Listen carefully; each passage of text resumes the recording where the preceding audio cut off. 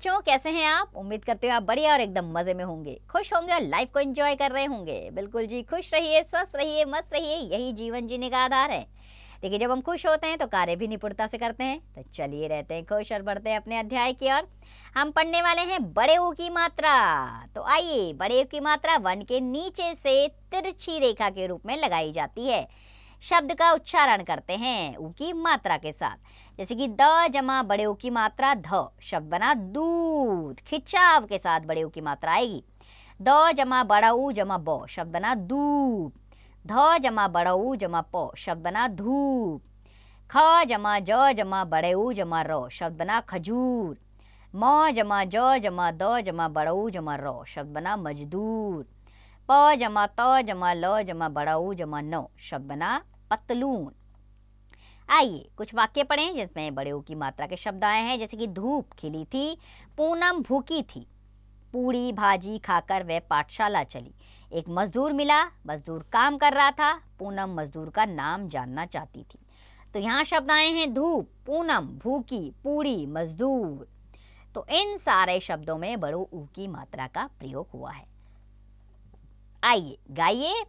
एक सास थी कहती सुन रही, बहू चूड़ी पहनकर मूली ला, कबूतर का दाना डाल, खाकर शहतूत व खरबूजा, झूला झूल कर करना मजा। तो यहाँ पर भी गाना गाकर ऊ की मात्रा के शब्दों का प्रयोग कीजिए। जैसे कि देखिए, बहू, चूड़ी, मूली, कबूतर, शहतूत, खरबूजा, झूला झूलकर, इन सारे शब्दों में बड़े ऊ की मात्रा का प्रयोग हुआ है।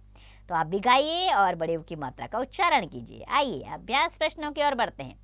पहला प्रश्न, उचित वर्ण पर बड़े ऊ की मात्रा लगाकर चित्र के नाम को पूरा कीजिए। च हा, तो च में बड़े ऊ की मात्रा लगाएंगे, बन जाएगा चूहा। इसी प्रकार बाकी के शब्दों में भी बड़े ऊ की मात्रा लगा के शब्द को शुद्ध करना है आपने। अगला प्रश्न आ गया है, या प्रश्नों के उत्तर लिखने हैं। पूनम को कौन मिला?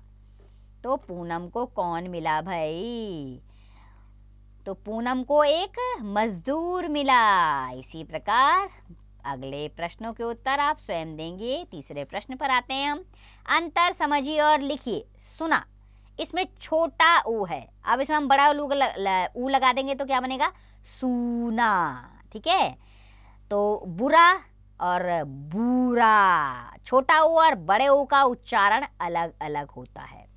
चौथा प्रश्न, सही शब्द पर निशान लगाइए। सही का नाखून, नाखून, नाखून में कौन सा ऊ आता है? छोटा ऊ या बड़ा ऊ? बड़ा ऊ आता है, तो दूसरा वाला विकल्प इसमें सही है। इसी प्रकार बाकी के सही विकल्प आप स्वयं चुनिएगा। पांचवें प्रश्न पर आते हैं। कीजिए, किसी झूले का चित्र बनाइए। यहाँ पर आपको बहुत अच्छा स्पेस दिया गया है। यहाँ पर आपने सुंदर से झूले का चित्र बनाना है। और झूले में किसकी मात्रा आती है? बड़े ओ की, झ में। तो बस आप समझ गए होंगे बड़े ओ की मात्रा का प्रयोग कैसे होता है। यहाँ से आप पाठ से शब्द चुनिए और 5-5 बार उनको अपनी नोटबुक में लिखिए और बड़े ओ की मात्रा का अभ्यास कीजिए। खुश रहिए, स्वस्थ रहिए, मस्त रहिए और इसका अभ्यास करते रहिए।